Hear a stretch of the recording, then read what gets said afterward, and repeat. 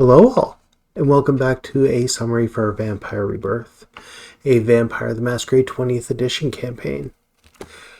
We continued with the frenzied situation.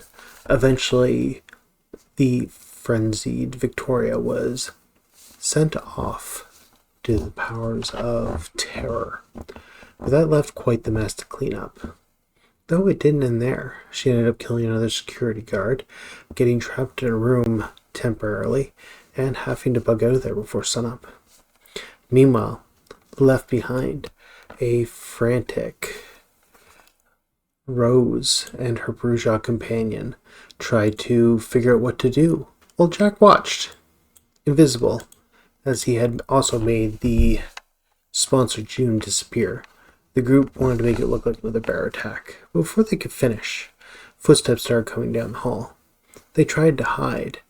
However, the gangrel was spotted. As he eviscerated the security guards, two of them savagely and one so horrifically, there was no way not to tell that this was something unnatural. With that, they set the scene as Jack took off with June, not able to make it back to anywhere safe, stuffed into a basement somewhere, and went to sleep. Meanwhile, Vlad and Rose, after setting up the mess, Vlad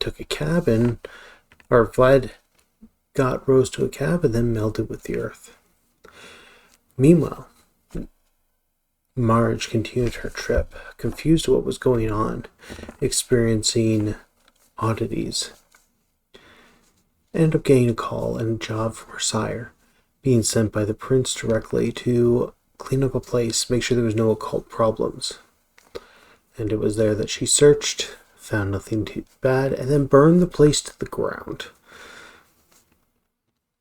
Finally, we have Arthur, who was dumped into the lake.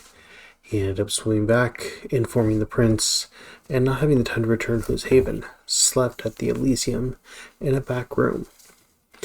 It was set up nicely and comfortable, but still. With that, the next night followed. Chaos and control was needed.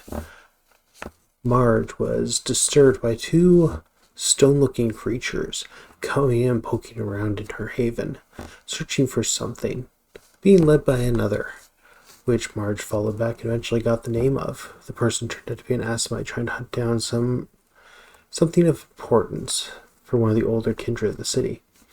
Marge ingratiated herself quickly, and the two took off to find out more. Meanwhile, Arthur went to apologize to the Giovanni from what had happened. None of the cleanup crews got to where they were due to explosions and other chaos. And with that, he went to Elysium. Rose, waking up the earliest, caught the news, seeing the mass destruction in the city and the terror of the people, and decided to also head to Elysium. Eventually finding most of the elder kindred there, with the exception of her sire, she called her sire and had her brought there. Victoria, not able to get home last night, ended up at her ghoul's and slept in a closet. Waking up, he wanted some quality time, though it was interrupted with a phone call. June had taken Jack elsewhere.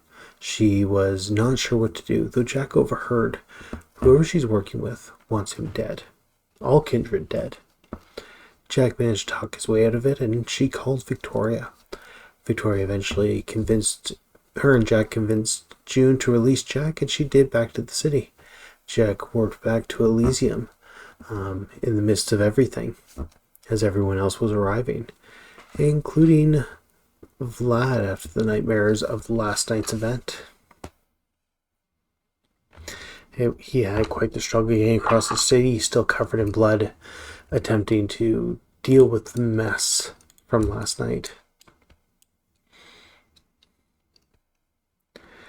This leaves Marge returning with the Assamite, and I believe everyone else at Elysium after a time, with the exception of maybe Victoria.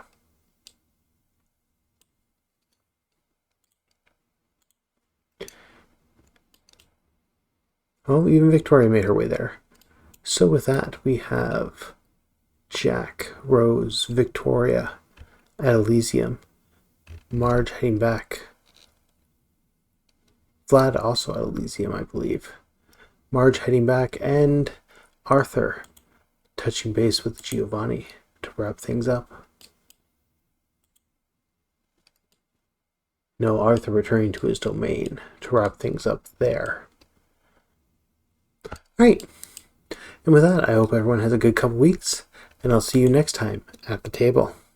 Bye for now.